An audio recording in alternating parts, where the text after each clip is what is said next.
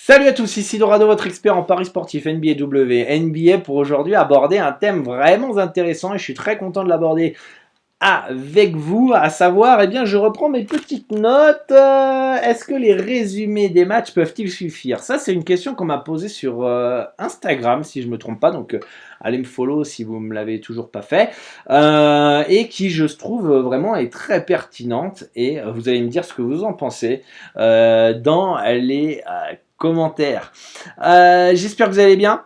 Et pour répondre en toute sincérité, en toute franchise, puisque vous connaissez un petit peu la marque de fabrique DRD Dorado, on répond toujours de manière voilà, franche et sincère.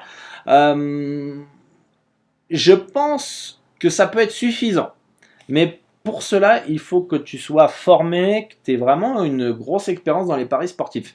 J'estime aujourd'hui, moi, après avoir vu énormément de matchs de basket, notamment NBA, de connaître sur le bout des doigts mon championnat, d'avoir une certaine expérience dans les paris sportifs, j'estime que si pendant 2 semaines, voilà, j'ai pas le temps de regarder les matchs NBA pour X ou Y raison, je pense que je peux m'en sortir malgré tout en regardant des résumés le lendemain. De toute façon, ce qu'il faut savoir, c'est que le résumé est inévitable dans le pari sportif.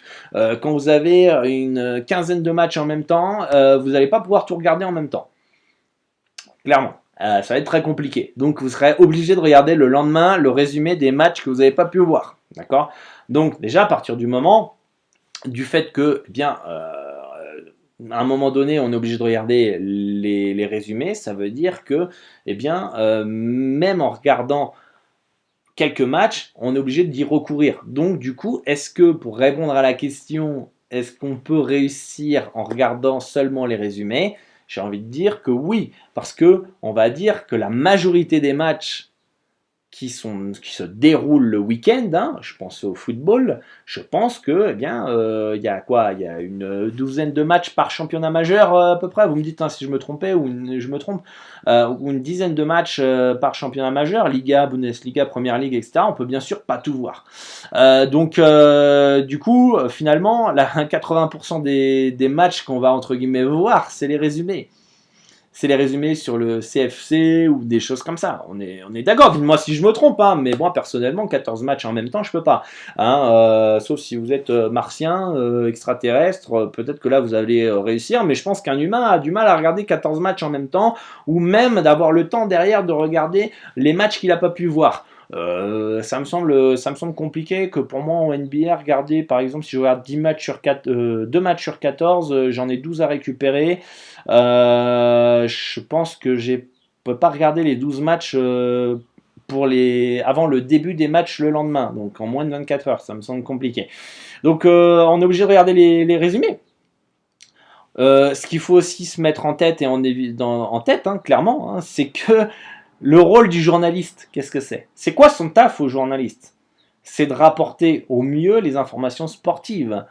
Donc, nous, notre boulot, ce n'est pas de regarder les matchs et de jouer aux journalistes. Hein. Notre boulot, c'est d'investir et de parier, d'analyser, décortiquer, entre guillemets, les stats pour pouvoir regarder les probabilités, rechercher les values. C'est ça, entre guillemets, on va dire, le taf principal d'un parieur. Donc, pourquoi pas, on peut se compléter avec les journalistes. Les journalistes, eux, commentent, regardent les matchs, suivent l'actualité pour nous le retranscrire. Donc nous, on regarde les résumés, on écoute ce qu'ils disent, on écoute les articles. Bien sûr, il y a des journalistes, on a plus d'affinité. Je sais que moi, il y a des journalistes en France en termes de NBA, je suis pas forcément d'accord avec eux tout le temps. Et il y en a d'autres, je suis systématiquement en accord avec eux. Mais c'est très bien d'avoir les deux opinions des gens pour pouvoir être encore plus préparé, à s'ouvrir à l'esprit et du coup se remettre en question pour faire de meilleurs choix derrière dans les paris sportifs.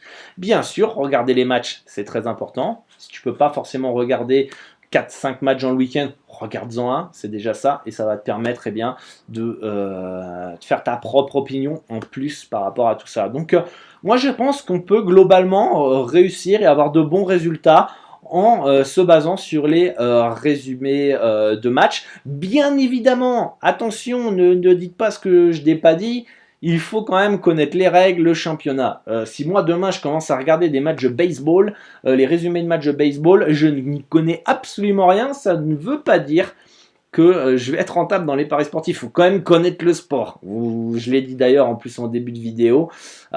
Faut connaître le championnat, faut connaître tout ça, mais je le précise quand même pour que il y ait pas de petits haters qui arrivent et disent ah le con, vous le connaissez, la chanson des haters. Mais en tout cas voilà, faut quand même connaître le sport, les équipes, les championnats, voilà.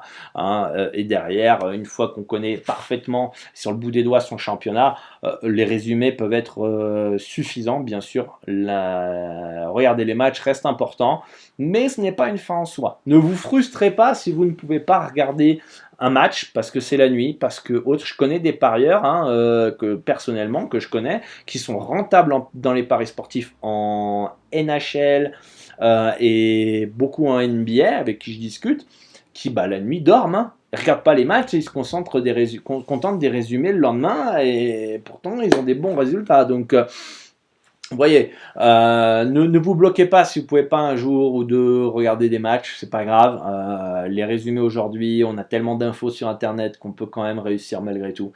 Et avoir assez d'informations pour pouvoir investir de l'argent dans le betting en regardant les résumés. Voilà les amis, j'espère que cette vidéo va vous aider. N'hésitez pas à la partager, de rejoindre le Telegram, le Discord, bref, basket-pronostic.com. Moi je vous dis à bientôt, prenez soin de vous et une grosse bise à tous. Ciao ciao.